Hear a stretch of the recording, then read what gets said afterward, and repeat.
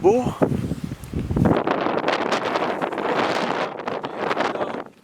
Il y a trop de vent. Il y a eu du vent toute la nuit. Et il y a eu une chèvre.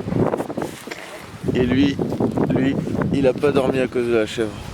Mais moi ce que je me dis c'est, s'il y a vraiment chèvre du coup, il y a serpent. S'il y a vraiment chèvre, il y a serpent.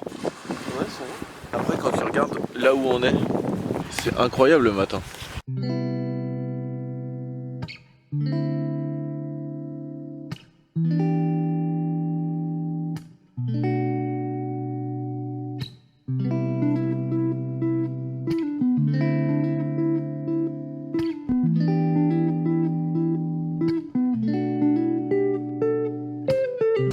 On est en direction de Matala.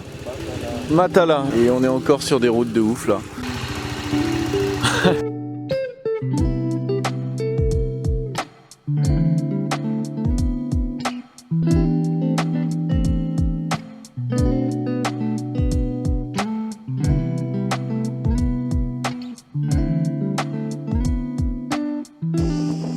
C'est un moment de quoi? Aux États-Unis. On se croirait clairement aux États-Unis. Hein. Mais je te dis tout à l'heure, là, ce que je disais à la caméra, on se croirait dans les routes là qu'on a empruntées tout à l'heure. C'était un peu genre camion de l'extrême et tout. Tu sais, les trucs que tu vois sur RMC. Et là, on est clairement sur des routes, clairement aux States. Genre cette route, c'est les States avec les montagnes derrière.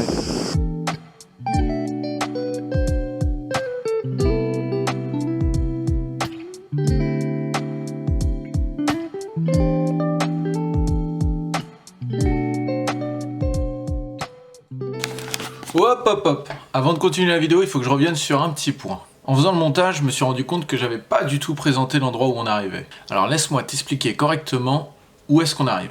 On arrive à Matala. Pour faire simple, Matala, à la base, c'était un village de pêcheurs, fut dans les années 60-70 le lieu de rassemblement des hippies, t'as bien entendu. Et les hippies, ils décidèrent, une fois qu'ils arrivèrent à Matala, de s'établir dans les caves, dans les grottes le long de la plage. On raconte même que Bob Dylan est passé par là. Alors même si aujourd'hui, il n'y a plus aucun hippie qui vit dans les caves, Matala garde en mémoire ce vécu et vit selon cette doctrine de Flower Power. On a également entendu, même si on n'a pas eu confirmation, que certains habitants actuels de Matala seraient des descendants des hippies qui vivaient dans les grottes dans les années 60. Et chaque année, en juin, il y a même un festival de rock hippie qui se déroule à Matala. C'est un lieu magnifique, coupé du temps qui te laisse sans voix et je te laisse découvrir la suite.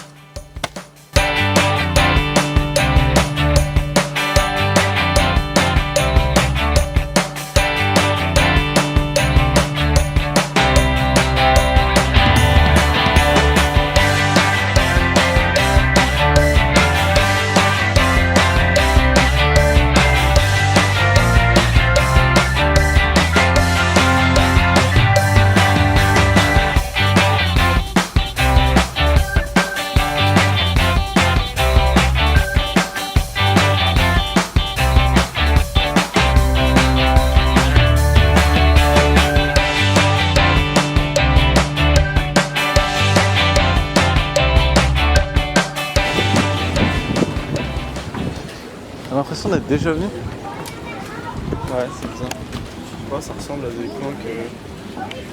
C'est quelque chose, mais je sais pas. Ça se trouve, c'est une sorte de rêve prémonitoire. Ouais. Tu sais, un peu comme les gens qui ont été dans une autre vie. Ouais. Et genre, qui se disent, tiens, je connais cet endroit, mais j'y ai jamais été. Non, Ça se trouve, t'es un hippie dans une caverne. Peut-être. Ça expliquerait peut-être l'odeur.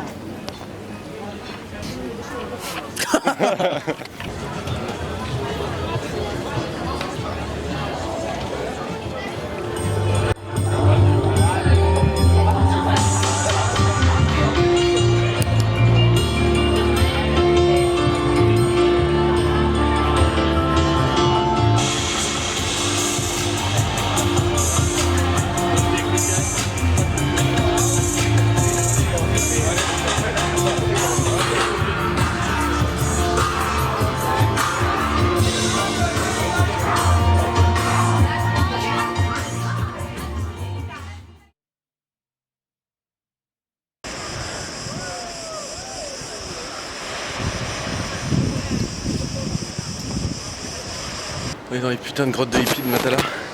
Là où ils vivaient en 1960. Ils fumaient des petits pétards là, tu vois. Et en fait, ils ont été virés d'ici par la municipalité fin des années 60, années 70. Mais quand même, depuis, c'est devenu une référence. Apparemment, il y aurait eu Bob Dylan et d'autres gens qui seraient passés assez connus par ces grottes. Et donc voilà, c'est l'attraction principale de Matala. Et c'est pas évident de grimper, hein.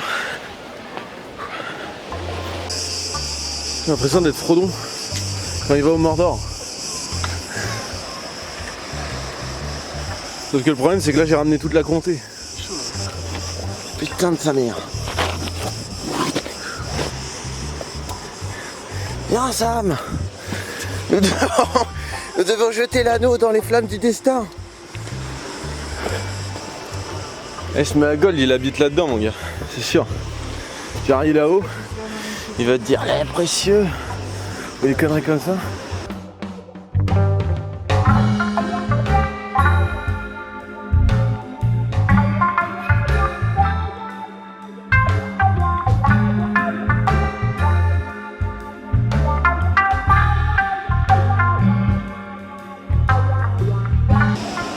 Tu veux faire une mauvaise blague? Ouais. J'ai sauté!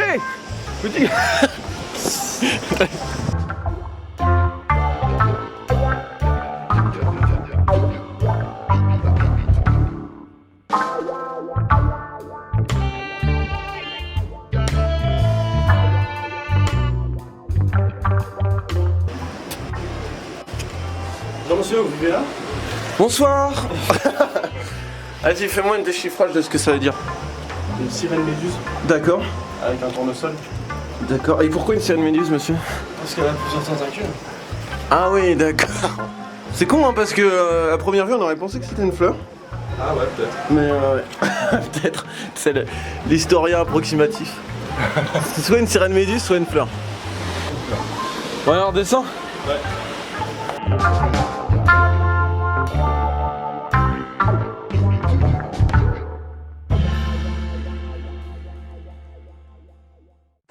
On est au niveau des cavernes et nous on va on va sauter des cavernes, je pense.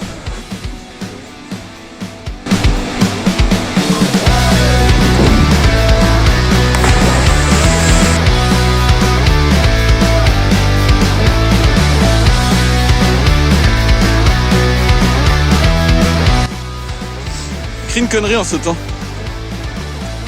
Le pare-feu.